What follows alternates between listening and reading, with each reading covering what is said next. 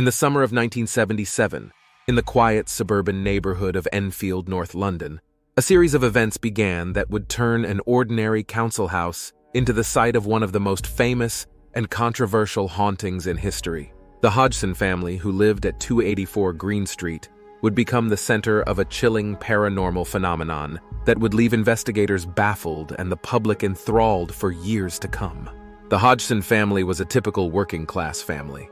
Peggy Hodgson, a single mother, struggled to raise her 4 children: Margaret, 14, Janet, 11, Johnny, 10, and Billy, 7. The family lived in a modest council house, and life was far from easy. Peggy did her best to provide for her children, working tirelessly to make ends meet. Despite their financial difficulties, they were a close-knit family, sharing the warmth and love that made their house a home.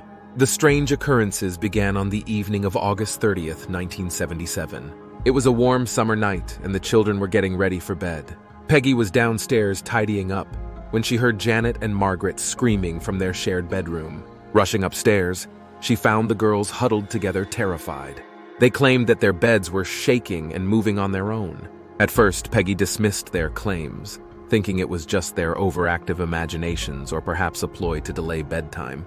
She calmed the girls down and tucked them back into bed. However, the peace did not last long. Soon, knocking sounds echoed through the house, seeming to come from the walls and ceiling.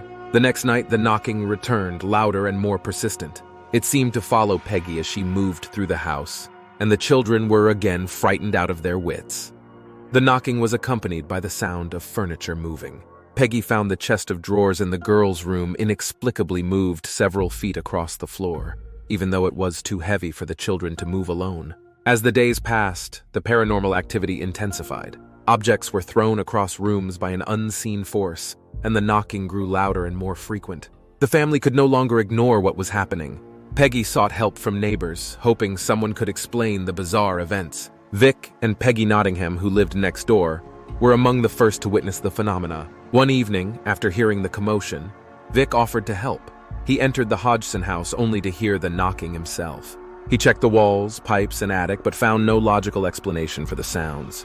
Realizing that the situation was beyond their understanding, Peggy decided to call the police. On September 4th, 1977, 2 officers arrived at the Hodgson house to investigate. One of the officers, WPC Carolyn Heaps, witnessed a chair move across the floor without any physical force acting upon it. In her official report, she described how she saw the chair slide across the floor and stated that she was convinced it was not moved by human hands. Word of the haunting quickly spread, and soon the press became involved. Journalists from the Daily Mirror, including photographer Graham Morris, visited the house to document the events. They too experienced and photographed the phenomena, including objects flying across rooms and the children being levitated from their beds. One of the most iconic photographs taken by Morris showed Janet seemingly levitating in midair above her bed, with her sister Margaret looking on in horror. These images, along with the eyewitness accounts, captured the public's imagination and brought even more attention to the Hodgson family's plight. The case caught the interest of the Society for Psychical Research, SPR, a well-respected organization dedicated to the scientific study of paranormal phenomena. 2 members of the SPR, Maurice Grosse and Guy Lyon Playfair, were assigned to investigate. Maurice Grosse was a seasoned investigator who had a personal interest in the paranormal following the tragic death of his daughter. Guy Lyon Playfair was an author and researcher with experience in documenting poltergeist activity. Grosse and Playfair arrived at the Hodgson house in late September 1977. They planned to stay for a few days but ended up spending over a year documenting the phenomena. Their detailed records and experiences would form the backbone of the Enfield Poltergeist case. One of the most unsettling aspects of the Enfield Poltergeist was the deep, gravelly voice that seemed to emanate from Janet Hodgson. The voice claimed to be that of Bill Wilkins, a previous occupant of the house who had died there. During a seance, the voice identified itself and provided details about Bill's life and death, stating, "Just before I died, I went blind, and then I had a hemorrhage, and I fell asleep, and I died in the chair in the corner downstairs." These details were later confirmed by Bill Wilkins's son, adding credibility to Janet's claims. The voice was also recorded during interviews, and several experts analyzed the tapes. They concluded that it was unlikely Janet could produce such a voice without straining her vocal cords severely. Nevertheless, the phenomenon continued, with Janet speaking in the voice of Bill Wilkins for extended periods. The activity in the Hodgson house was not limited to sounds and voices. Janet and Margaret were frequently thrown from their beds by an invisible force. On one occasion, Janet was witnessed levitating above her bed by several people, including neighbors, journalists, and investigators. The photographs captured during these events showed Janet suspended in midair with expressions of terror on her face. The children also experienced physical attacks. Janet developed mysterious bruises and scratches on her body, and she often felt cold hands touching her in the night. Margaret and Johnny also reported being pushed and slapped by unseen forces. Maurice Grosse and Guy Lyon Playfair conducted extensive scientific investigations to rule out any natural explanations for the phenomena. They set up cameras and recording equipment throughout the house, capturing numerous instances of paranormal activity. They also conducted controlled experiments to test the validity of the events. One of the most compelling pieces of evidence was a series of recordings where the knocking sounds responded to questions. Grosse and Playfair would ask the entity questions, and the knocks would answer in a coherent manner, one knock for yes and two knocks for no. These sessions were recorded and analyzed, showing an intelligent response pattern that was difficult to explain. The investigators also brought in experts to examine Janet. A speech therapist analyzed the voice phenomena and concluded that it was highly unlikely Janet could produce such a deep and gravelly voice for extended periods without causing damage to her vocal cords. A parapsychologist from the SPR, Dr. John Beeloff, also conducted tests and interviews with the family, finding their accounts credible and consistent. The Enfield Poltergeist case attracted the attention of renowned paranormal investigators Ed and Lorraine Warren.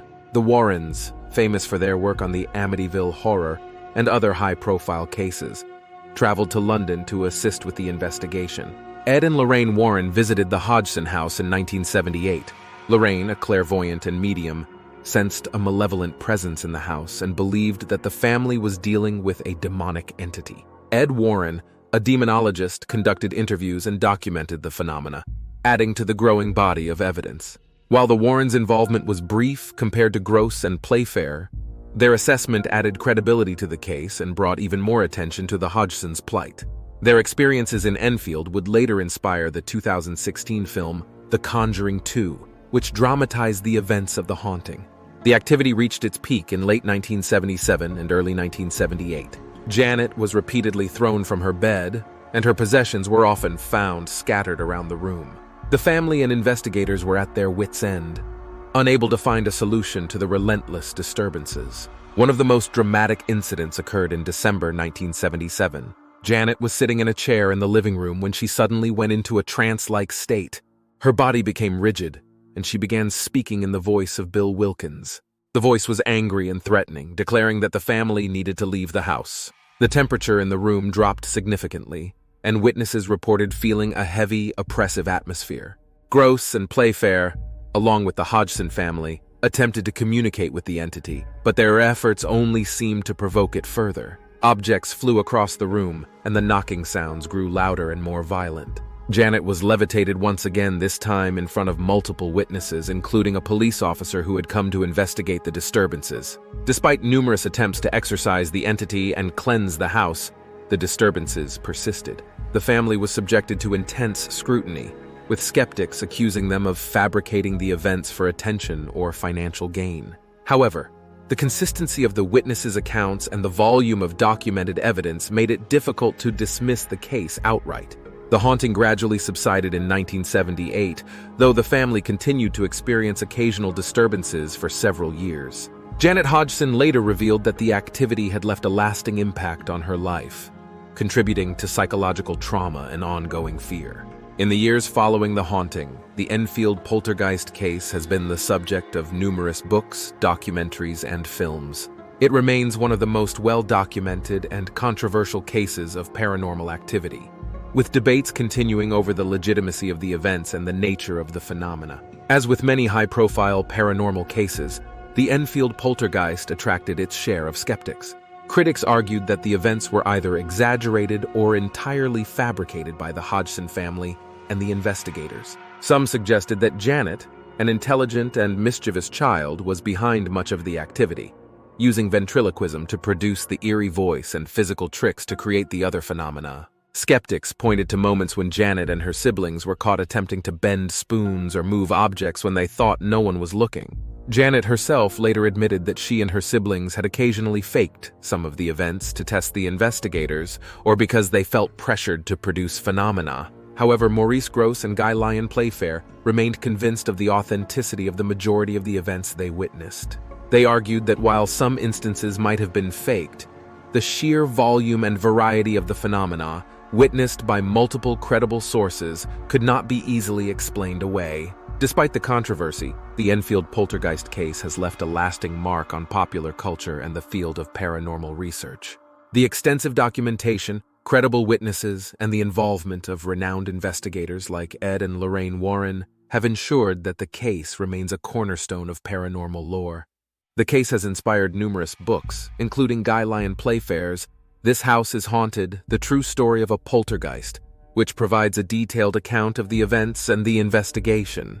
The story has also been adapted into several television programs and films, with the most famous being The Conjuring 2, which dramatized the Warrens' involvement and brought the case to a global audience. The Enfield Poltergeist story is a chilling reminder of the unexplained forces that can intrude into everyday life. Whether viewed as a genuine haunting or a complex hoax, the case of the Hodgson family continues to captivate and terrify those who delve into its details. The extensive documentation, credible witnesses, and the involvement of renowned investigators like Ed and Lorraine Warren ensure that the Enfield Poltergeist will remain a cornerstone of paranormal lore for years to come.